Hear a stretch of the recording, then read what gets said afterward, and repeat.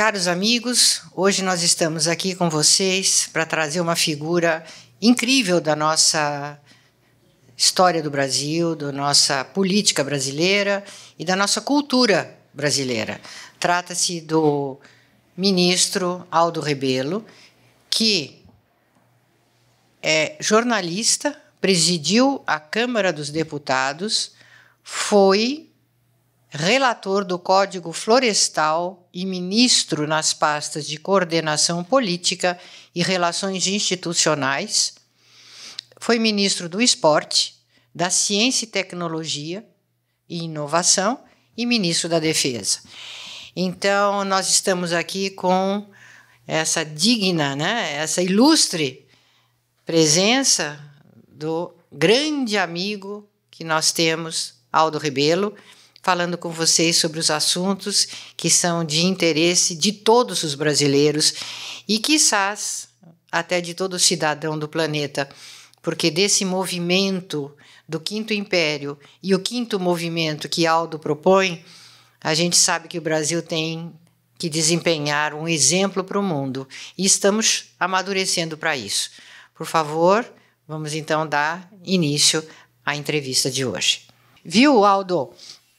Mas esses dias atrás, uns meses atrás, Aldo, eu estava aqui conversando com meu filho, o Rodrigo, Ele disse, mas mãe, os únicos juristas de referência que nós temos no Brasil, os grandes juristas, são todos nordestinos.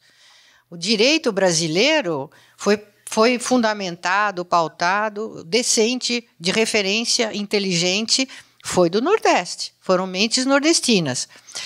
Aí eu fiquei pensando, meu Deus, o que aconteceu? Então, eu chamei o Ortiz e uma turma de nordestinos que nós temos aqui, falei, olha, nós temos que escrever agora um livro parecido com a História Secreta do Brasil, a História Secreta do Nordeste.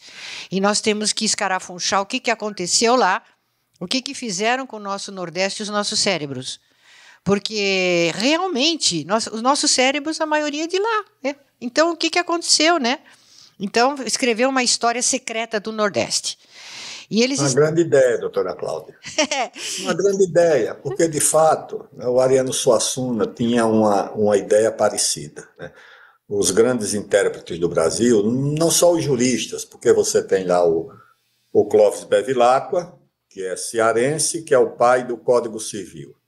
Você tem o Rui Barbosa, que fez a revisão do Código Civil, que é baiano.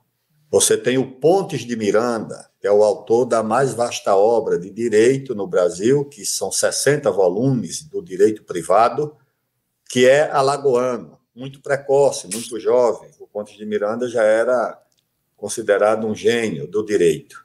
E você tem os intérpretes do Brasil, como o Gilberto Freire, que é pernambucano, Manuel Bonfim, que é sergipano, Capistrano de Abreu, que é historiador e que é cearense, os escritores, que não deixam de ser intérpretes. Os artistas.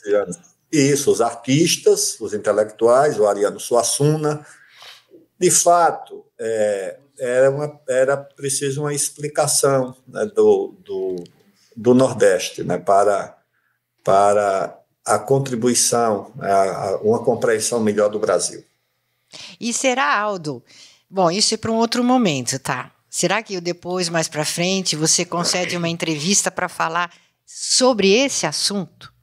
Claro, com a senhora, com muito prazer. Muito obrigada. Nós temos esse interesse comum na história do Brasil. Isso a história que nos guia, doutora Cláudia. Nós somos hoje o que fomos ontem. Exatamente. Não existe um tempo presente. O tempo presente é o resultado do tempo passado. E o tempo futuro será o que o tempo presente determinar. Isso. Não dividamos o tempo. Só pessoas desavisadas é que querem renegar o passado, renegar a história. Isso é uma tragédia, porque você vai criar na nação um mal que atinge os indivíduos, que é o Alzheimer. Quem tem uma pessoa na família com Alzheimer sabe o quanto isso é triste e duro. E você quer impor esse mal à sociedade, que ela não tem história, que ela não tenha memória, que ela não tenha passado. Eu acho que isso nós não podemos naturalmente, tolerar. Nós devemos nos deparar com os erros, com as mazelas da nossa história, mas também com as virtudes da nossa história, tá certo? Isso as aí. Virtudes. E viu, Aldo, ainda nesse fim de semana eu estava dando uma aula sobre construções, né, meio ambiente, a energética das formas, etc. Então a gente comentou essa psicose que está acontecendo em São Paulo e em muitas cidades do Brasil de destruir todo o nosso patrimônio histórico, arquitetônico, né? Isso é um crime que está se fazendo. E até eu comentei, pois é, agora nós vamos ter cidades com Alzheimer, porque os cidadãos como você mesmo acabou de falar, é uma cidade com Alzheimer. Quem que vai? É uma cidade sem memória. E isso impacta, Aldo, profundamente a psique dos cidadãos. Porque o cidadão fica sem referência afetiva, emocional, social, cultural. Então a pessoa se sente esquizofrênica, literalmente. Então esse termo que você usou, achei muito interessante a ressonância, né, da nossa fala. Além desses que você citou, tem outros que eu pesquiso, né, que é na área do cristianismo, e que são, estandartes assim, do cristianismo e do judaísmo no Brasil, que são também nordestinos, né? A começar o português, que era nordestino, Antônio Vieira, aquela incrível. Eu conheço Oi, fala. Não, a obra do Padre Antônio Vieira, ela tem uma atualidade, ela tem uma força, ela tem uma presença subjetiva. Você vai no homem simples do interior do Nordeste, ele, no fundo, está de acordo com aquelas ideias do Vieira, com a esperança no futuro, a ideia do futuro. Isso. É isso que alimenta as pessoas. É a esperança no futuro, e que elas idealizam de alguma forma. Eu acho que o próprio Ariano Suassuna tem uma influência desse sebastianismo, desse Quinto Império na obra dele.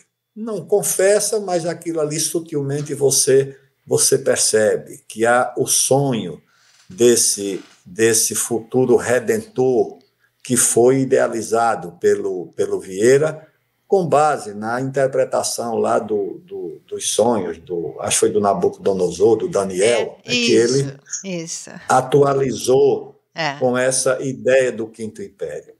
E quando eu escrevi o Quinto Movimento, é claro que o Quinto Movimento não é uma alusão direta ao Quinto Império. Mas indireta. O Quinto Império é uma ideia-força muito importante, muito inspiradora, muito generosa, muito humana e muito atual.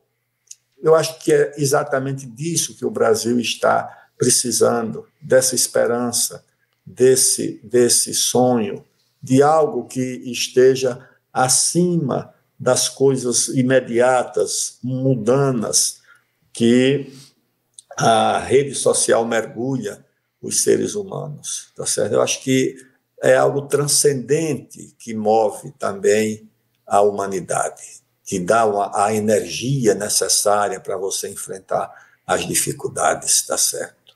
A energia que vem da esperança. A esperança é uma força disciplinadora, a esperança é uma força mobilizadora. Eu conheci famílias pobres, mães paupérrimas, que se submetiam a qualquer sacrifício, levantavam de madrugada para fazer qualquer serviço, para educar um filho. O que era que mobilizava aquela mãe? Tá certo? Era a esperança de que o futuro daquela criança, tá certo, fosse compensado pelo sacrifício dela.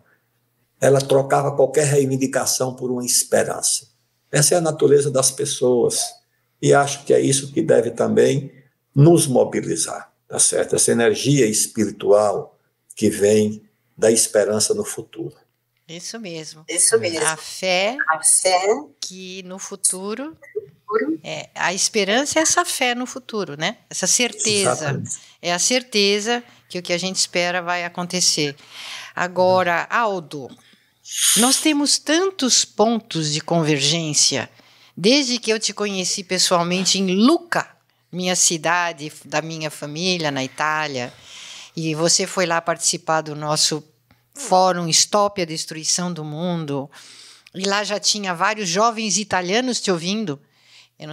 Outro dia o Pércio Burkinski estava se lembrando, foi uma porção de estudantes, jovens italianos te ouvir lá em Lucca, na Itália.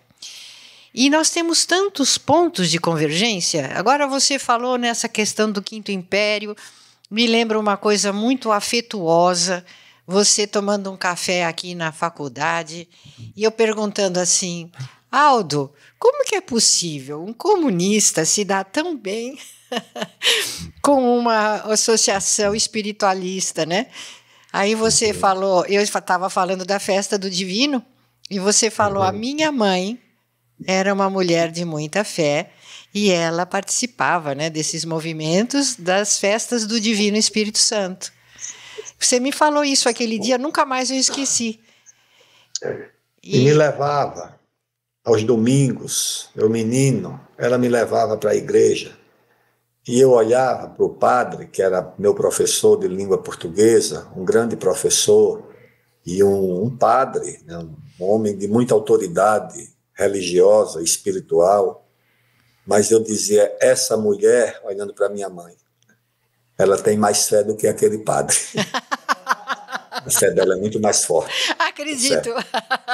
Acredito.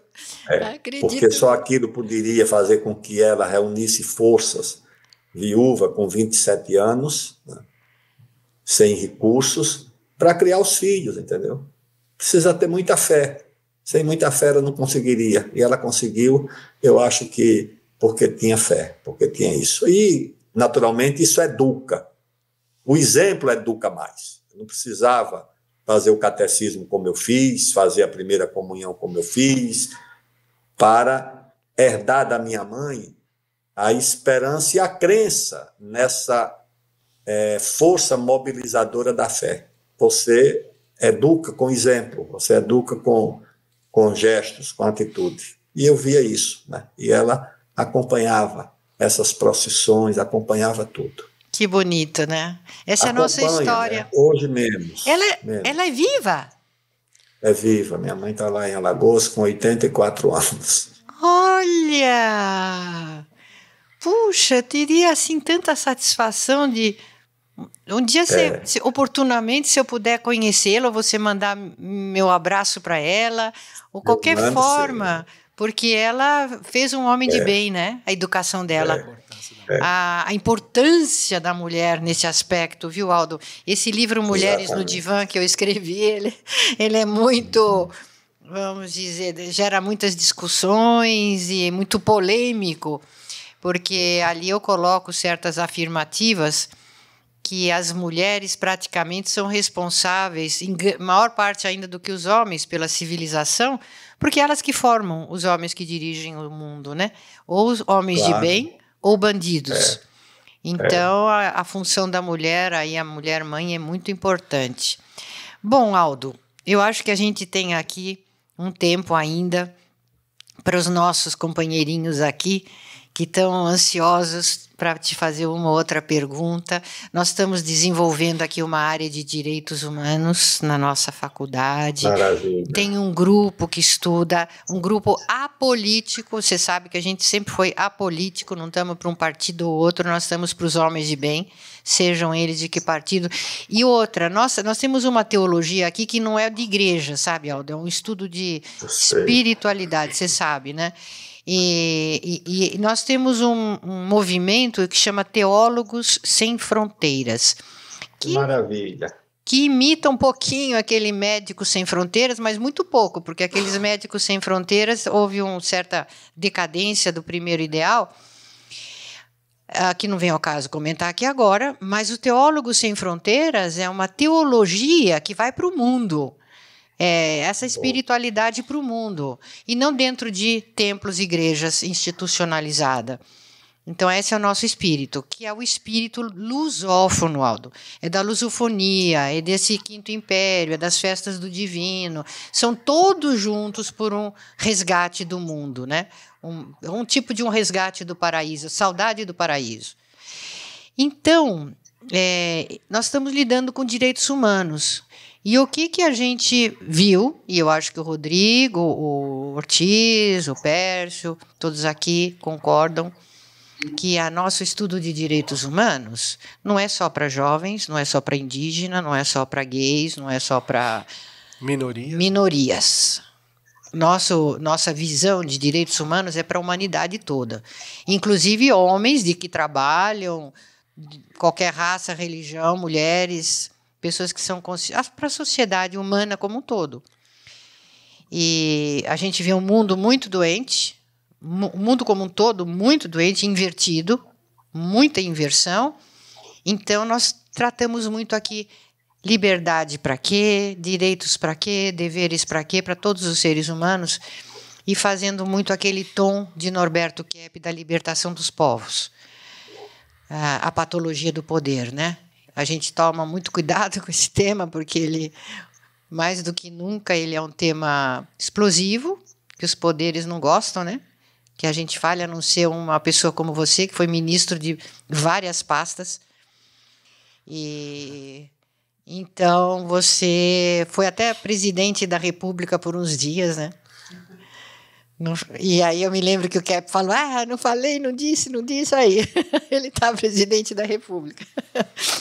Bom, então, você é um homem que transita nos corredores do poder. Você trabalha com o poder. Então, você é o nosso homem para responder algumas perguntas aqui para os nossos entrevistadores, tá? E a gente vai transmitir isso para os nossos jovens que têm esperança de um mundo melhor. Ministro dos ministros, meu caro Aldo Rebelo. Antes de tecer aqui alguns comentários sobre a pergunta, ouvindo a nossa conversa anterior,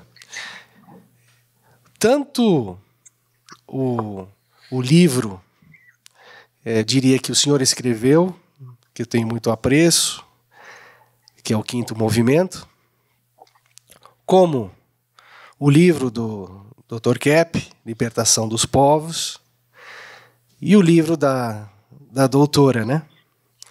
Que é a História Secreta do Brasil. Eu me lembro do escritor português, Fernando Pessoa, quando ele disse que falta-se cumprir Portugal, né? E eu lendo o livro do senhor, eu vejo que lá tem essa mensagem de falta-se cumprir o Brasil. No livro da doutora, a mesma questão. Então isso une, obviamente, algo muito maior, né? Muito mais importante, o que é o Brasil. Né? Qual é o papel que o Brasil tem no mundo? O exemplo do Brasil.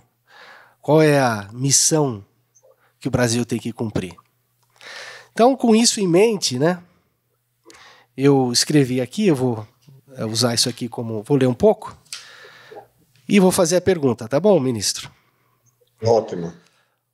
O livro A Libertação dos Povos, né, como eu disse, foi escrito pelo Dr. Norberto Kepp no início dos anos 80. Ele faz uma análise da patologia do poder e a necessidade da restauração da verdadeira essência do ser humano.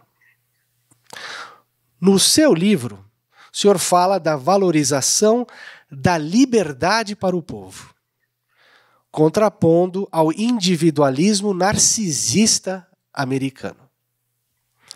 Então, no caso, eu presido a associação, a ALDH, que é a Associação Lusófona dos Direitos Humanos, que sempre contou com seu apoio, inclusive o senhor ajudou a própria fundação dessa associação.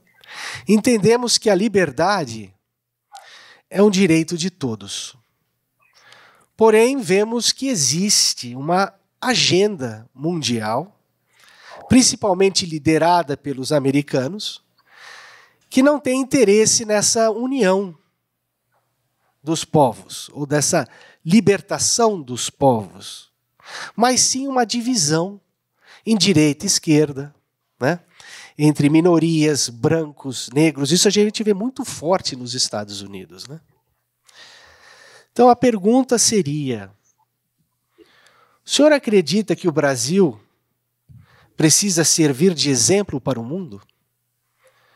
A construir uma civilização onde teremos todos esses elementos universais, unificados, como a própria essência do que é ser brasileiro, né?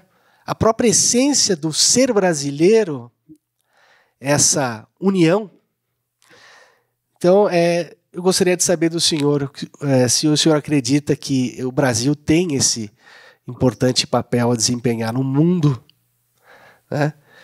De servir de exemplo agora como serviu no passado, né? De exemplo de muitas outras coisas. Rodrigo, muito obrigado pela pergunta. Eu creio que o Brasil, e parabéns por presidir uma associação tão importante e tão atual, ligada exatamente à lusofonia, que é o nosso DNA, a nossa origem, certo? Nós temos no Brasil uma civilização que acolheu povos do mundo inteiro, mas o nervo da nossa origem, da nossa identidade é lusófono. Nós somos uma civilização mestiça de índios, africanos e portugueses, e depois chegaram outros também. Pois bem, o Brasil já é uma referência para o mundo e um exemplo para o mundo há muito tempo. O Brasil já nasceu como exemplo. Por quê? Porque quando os portugueses chegaram aqui, eles criaram filhos com as mulheres indígenas. Foi isso que fez aqui o João Ramalho com a Índia Bartira, foi isso que fez o Diogo Álvares com a Índia Paraguaçu, na Bahia, foi isso que fez o Jerônimo de Albuquerque com a Índia lá de Pernambuco, a Maria do Espírito Santo Arco Verde. Então, as primeiras famílias brasileiras são famílias mestiças. E esses brasileiros que nasceram de mães índias e de pais portugueses não podiam renegar nem o pai nem a mãe. Mas não podiam também nem ser portugueses e nem índios, porque a mãe era índia, mas o pai não era. Não podia ser índio porque a mãe era índia, o pai não era, e não podia ser português porque o pai era, mas a mãe não era. Então, eles eram brasileiros desde o começo. Eles eram uma nova etnia. Eles eram um povo novo nos trópicos, fruto dessa mistura, e que procurava herdar, naturalmente, as qualidades do pai e da mãe. Era isso. Nem falavam português, porque eram criados pela mãe que falava o tupi. Então, o povo brasileiro nasceu ali e já nasceu miscigenado. Nos anos 30, passou por aqui o maior sociólogo mexicano, José Vasconcelos, que escreveu um livro que foi motivado pela viagem dele ao Brasil. O livro chama A Raça Cósmica. E o que é que o José Vasconcelos define como a raça cósmica? É a raça brasileira, que ele diz que o Brasil fundiu as 4 raças do mundo: a asiática, a europeia, a africana e a indígena, numa nova raça que ele chamou de raça cósmica, numa espécie de crítica à civilização americana, que não permitiu essa mistura, essa miscigenação, que manteve índios, africanos e europeus apartados, separados, inclusive juridicamente, tá certo? O apartheid na sociedade americana era uma coisa da lei. Então, o Brasil é exemplo para o mundo. Esse exemplo, essa referência, estão agora sendo desconstruídos à força de financiamento de fundações europeias e americanas que querem reconverter o Brasil de uma nação mestiça em uma nação dividida em duas raças de pretos e brancos. Então, esse é o momento em que há essa tentativa de reversão desse Brasil mestiço, miscigenado, sincrético, em um Brasil birracial. A nossa luta contra o racismo não é para dividir o país. Pelo contrário, é para promover o reconhecimento da contribuição negra e africana na construção do Brasil, e não para dividir o Brasil. A nossa promoção da valorização da presença da mulher também não pode ser para dividir o país, tá certo? Como muitos desejam. É para unir mais o Brasil. Valorizar mais a mulher significa valorizar o país, porque a metade do país é de mulheres e a outra metade são filhos das mulheres. Então, se você incorpora a mulher ao esforço de construção material, intelectual e espiritual do país, você torna o país mais forte. Mas, muitas vezes, o que se tenta é dividir, como se homens e mulheres tivessem uma contradição antagônica e não pudessem trabalhar juntos pelo fortalecimento do Brasil. Eu vejo, portanto, dessa forma. Muito obrigado. Então, ministro Aldo, agora vamos passar a palavra para um velho amigo seu, que disse que conheceu o senhor em Lisboa, no começo dos anos 90, fez o primeiro contato consigo e já me introduziu a sua pessoa, né, dentro do nosso círculo. É o professor José Ortiz de Camargo Neto, escritor, jornalista, que gostaria também de lhe fazer uma pergunta. Eu estou muito contente de te rever, meu amigo. E, como a doutora Cláudia falou aqui, eu estava lembrando, numa conversa com ela, que lá em Portugal, num congresso das esquerdas lá em Lisboa, então, me falaram, eu fui convidado para dar uma palestra da Stop lá, né? E me falaram, tem um deputado brasileiro aqui, né? Então, eu fui procurar o deputado e justamente era você, né? Então, eu entreguei-lhe o livro A Libertação dos Povos. Eu queria... Você se lembra disso? Claro que eu lembro. Como que eu poderia esquecer? Isso foi o quê? 92, 93, exatamente. Foi, exatamente. Agora, eu estou muito contente porque a doutora Cláudia inspirou, ela já falou isso aqui, né? Ela inspirou um grupo de amigos, de colaboradores nordestinos, e eu me considero um semi-paulista e semi-nordestino, porque eu sou casado com uma nordestina há 30 anos, uma pernambucana, gosto muito dela, você também conhece. Pernambucana, né? De Altinho. Isso. Olha que memória. De Altinho. E o propósito da doutora Cláudia é o seguinte, restaurar, até eu anotei aqui, era restaurar as riquezas do Nordeste, humanas e materiais, ambientais, né? Trazer a lembrança para o povo nordestino da sua grandeza, porque através da conscientização desse bem é que o povo nordestino pode se levantar, se erguer pela conscientização dos valores e não só dos problemas, né? Então, eu gostaria de saber, a minha pergunta é essa, o que você acha dessa proposta que a doutora Cláudia nos trouxe aqui?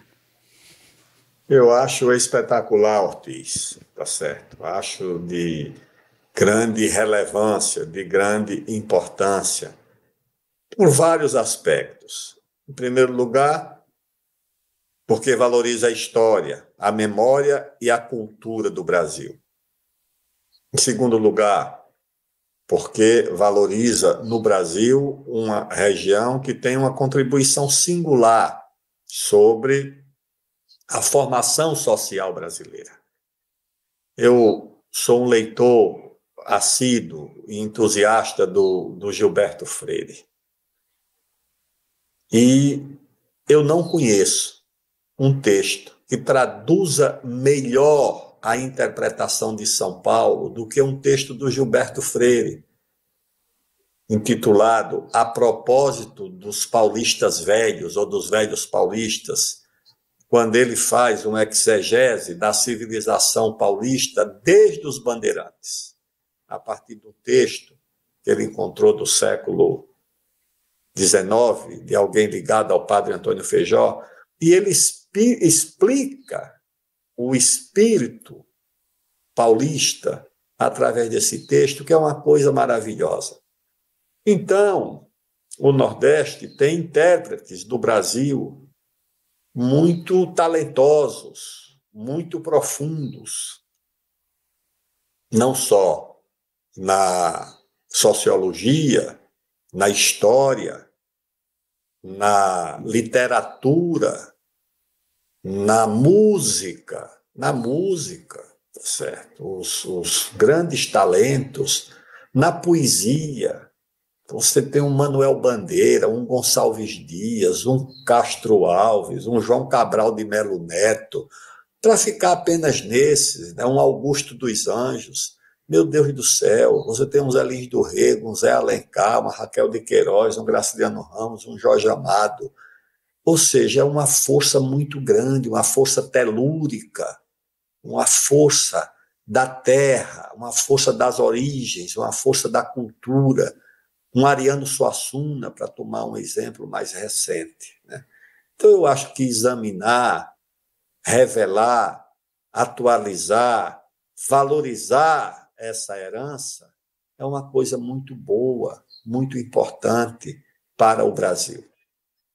Deixa de ser uma grande fonte de inspiração para esse trabalho, né? Bom, agora viajando um pouco, Aldo, um outro professor aqui da nossa faculdade, que representa, vamos dizer assim, a etnia judaica dentro da nossa trilogia analítica da nossa ciência, Pércio Burkinski, também seu admirador, ele o recebeu lá em Lucca, na Itália, porque ele estava organizando a STOP. Pércio, você gostaria de falar algumas palavras com o nosso prezado ministro Aldo Rebelo? Sim, claro. Eu não sei se o senhor se lembra que nós estivemos em Lucca em 94, né? E nós estávamos organizando o Fórum Brasil-Europa naquela época, né?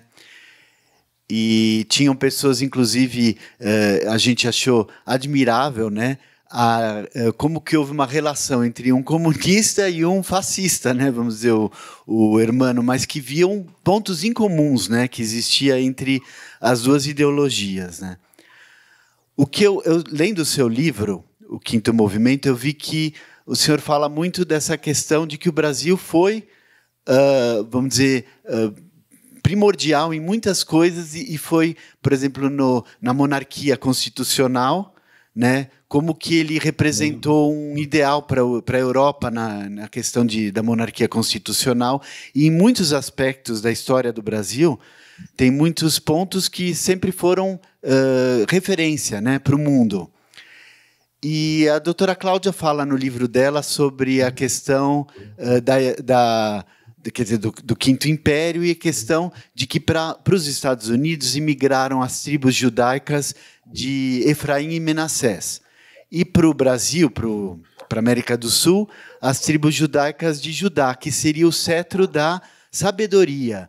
E que esse deveria ser, no fim dos tempos, vamos dizer, o que lideraria o mundo.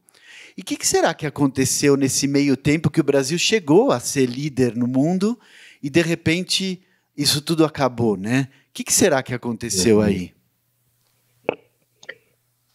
Pércio, muito obrigado. Você sabe que eu era muito amigo de uma professora da USP, a professora Anita Novinsky. A professora Anita Novinsky escreveu um livro que eu li, muito bom, chamado Os Judeus que Construíram o Brasil. E ela vai desde os bandeirantes, que eram judaizantes, eram cristãos novos, na sua maioria, Isso explica boa parte, inclusive, do desentendimento dele com os jesuítas, que era por causa da Inquisição. E ela resgatou essa história. Um escritor português, que escreveu a biografia do Raposo Tavares, o Jaime Cortesão, é quem dá conta dessa história, porque a madrasta dele foi presa pela Inquisição em Portugal, e ele, muito jovem, ficou muito contrariado com isso. E ela escreveu também sobre os judeus do Nordeste, inclusive retomando e revelando famílias judaicas que sequer tinham consciência dessa herança. Por quê? Porque quando os holandeses vieram para Pernambuco, vieram muitos judeus, portugueses, como gestores, administradores, e vieram também da Holanda, judeus que já tinham sido expulsos da Península Ibérica. Quando os holandeses foram expulsos, uma parte desses judeus voltou para a Europa, outra parte foi para os Estados Unidos e outra parte ficou nos sertões, mas, naturalmente, para fugir à perseguição, dissimulando os rituais e a liturgia judaica. Então, eles guardavam, por exemplo, o sábado, mas a família não sabia por quê, está certo? E essa prática foi se sucedendo geração por geração, sem que as famílias soubessem a razão. Até que uma investigadora, a dona Anita Novinsky, foi lá, levantou as práticas, os costumes, e chegou a essa conclusão, que havia muito elemento judaico na prática religiosa do Nordeste, principalmente do interior. E ela deixou trabalhos escritos sobre esse tema, né, sobre isso. Né. O Brasil, naturalmente, né, como uma civilização que foi buscar apoio, inspiração e aprendizagem no mundo inteiro e com várias civilizações e distintas civilizações, também deve muito a essa herança que veio dos bandeirantes, em parte, né? Em parte veio dos judeus que permaneceram no Nordeste ou que influenciaram a cultura nordestina. Eu acho que o apego à cultura, à pesquisa, à ciência, vem muito também dessa herança, tá certo? O nordestino é muito rigoroso na sua relação com a cultura, com o conhecimento. Eu acho que vem também muito dessa herança. E acho que o Brasil hoje, naturalmente, vai, né, se libertando de um problema que é muito, muito grave. Qual é o problema grave? O problema é o seguinte: o que é que limita o Brasil? Nós temos no mundo duas superpotências competindo pela hegemonia. Não é mais a União Soviética e os Estados Unidos. Hoje, na verdade, os Estados Unidos e a China. Certo? A China é um país grande, populoso, com uma economia forte e que compete duramente com os Estados Unidos. Os Estados Unidos não podem admitir uma outra China no seu hemisfério, na América do Sul. Eles não podem permitir isso. Seria um desconforto muito grande, seria um incômodo muito grande. Se já há um desconforto e um incômodo com o competidor na Ásia, lá no Pacífico, você imagina uma economia grande, forte e competitiva na sombra do império, na sombra dos Estados Unidos, no seu hemisfério, no hemisfério americano.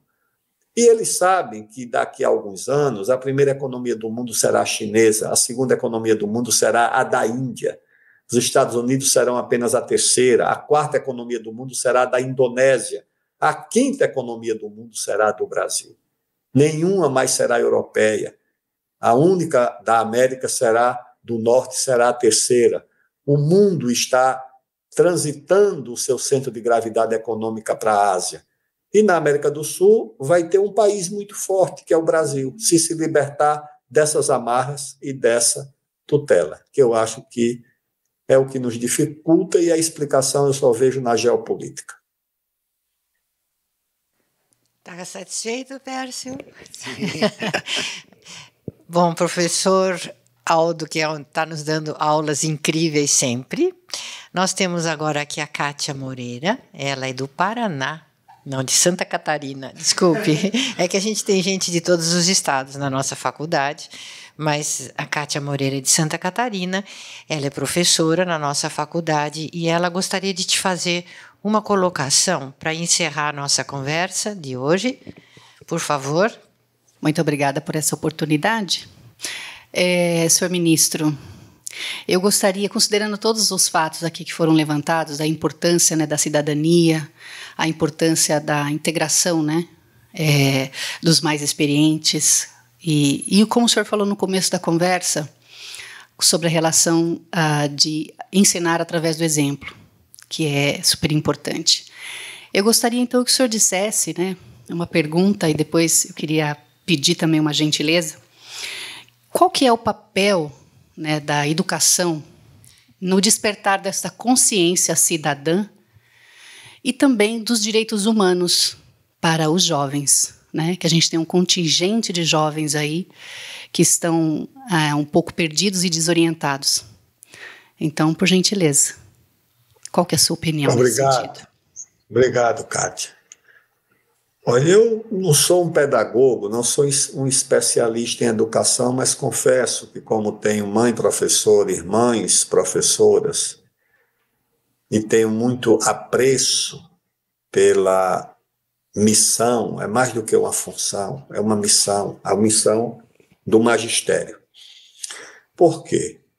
Porque, de fato, não apenas forma, ou forma, Kátia, ou deforma. Não existe um meio termo.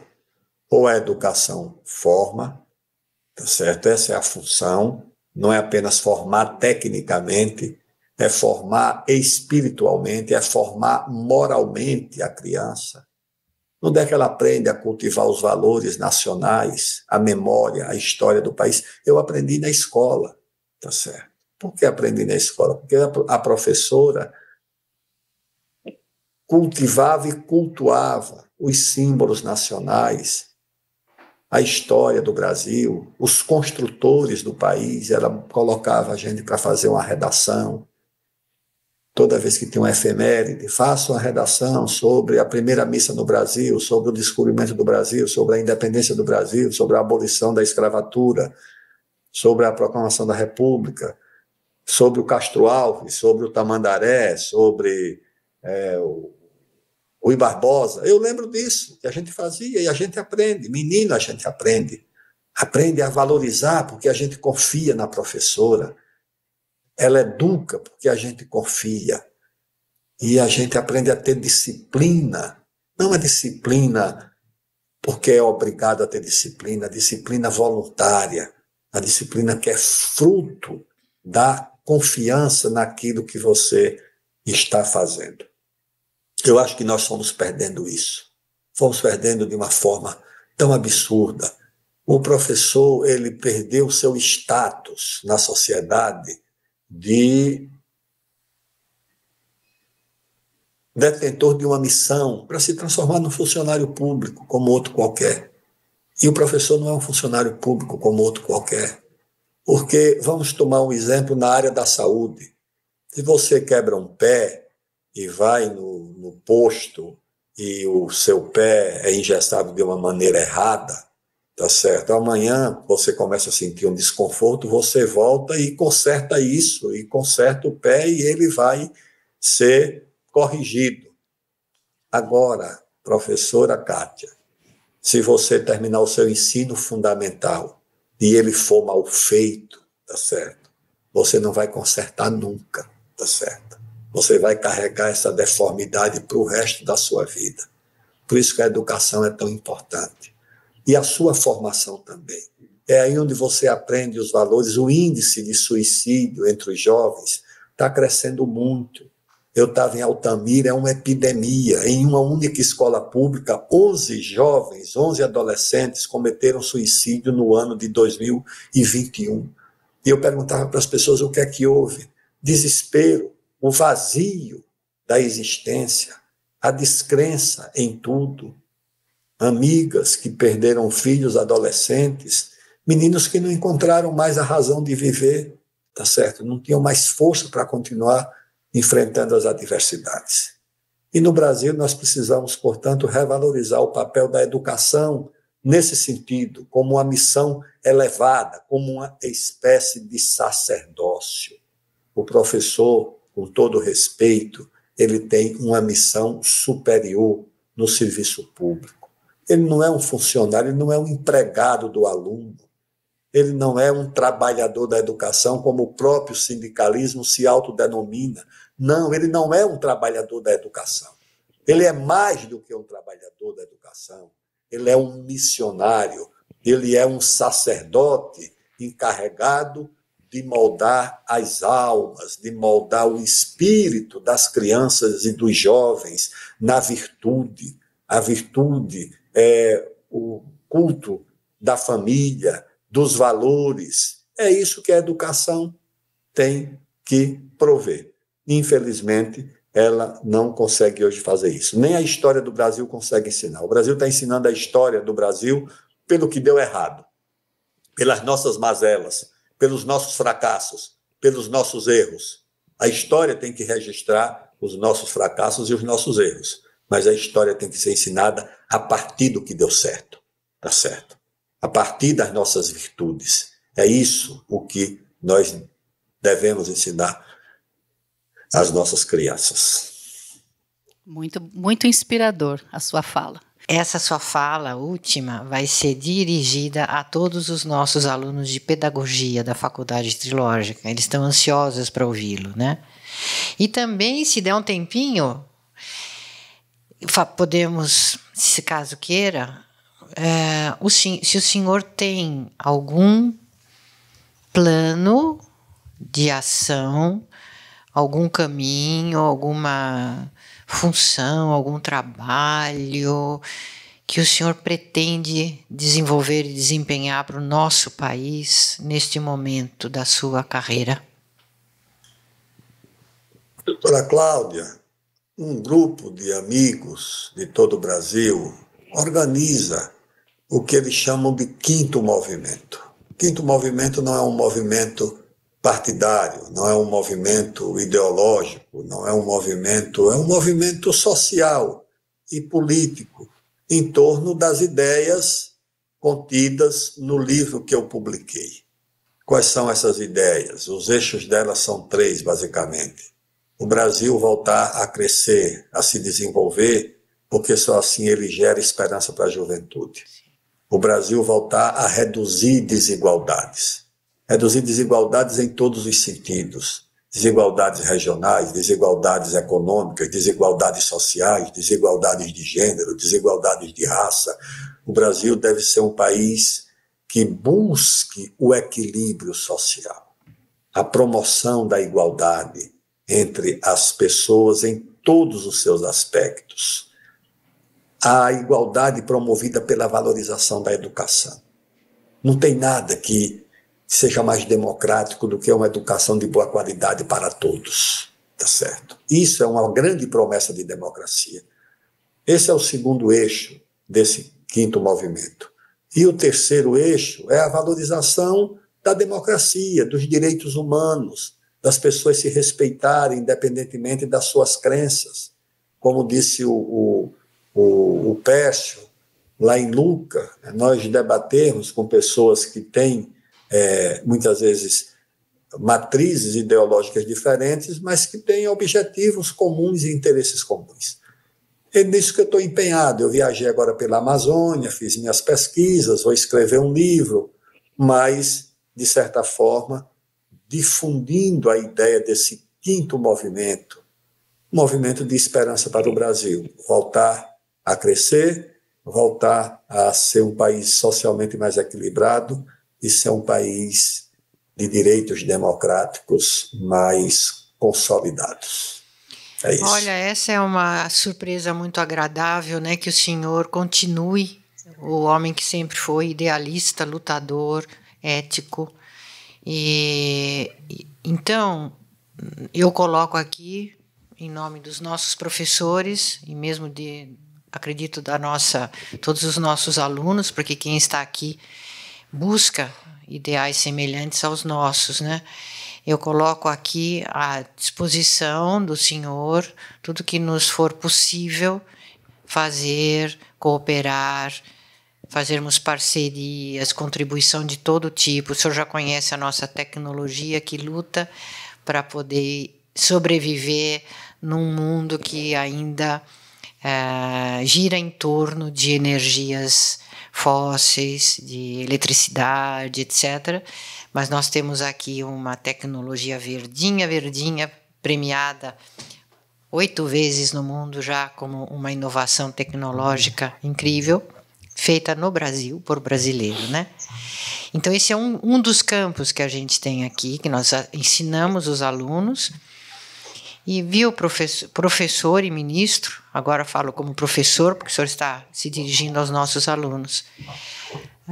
Já foi aluno, já foi presidente da Uni, esteve na nossa pele, né, dos alunos.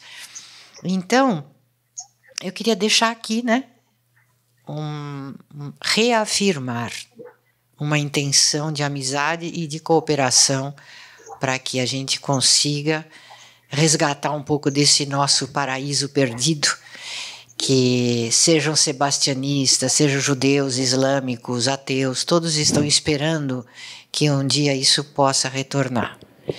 Então, um grande abraço ao senhor em meu nome, todos vocês aqui, por favor, podem dizer um adeus para ele rapidamente, e esperamos que esse seja um recomeço, Aldo, de uma cooperação frutífera, porque o que nós fazemos é do bem, né?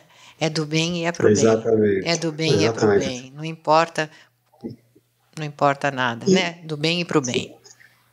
E espero poder visitá-la. Quando eu voltar, eu vou voltar a viajar para a Amazônia e para o Mato Grosso, mas em junho, julho, eu volto para cá. E aí eu posso ir aí fazer uma palestra sobre esse tema do Quinto Movimento para os professores, aí na sede. Maravilhoso, senhora, tá bom? maravilhoso. Tá combinado. Olha aqui, os nossos livros que pautaram hoje a nossa conversa. E estamos juntos, Maravilha. né? Estamos juntos.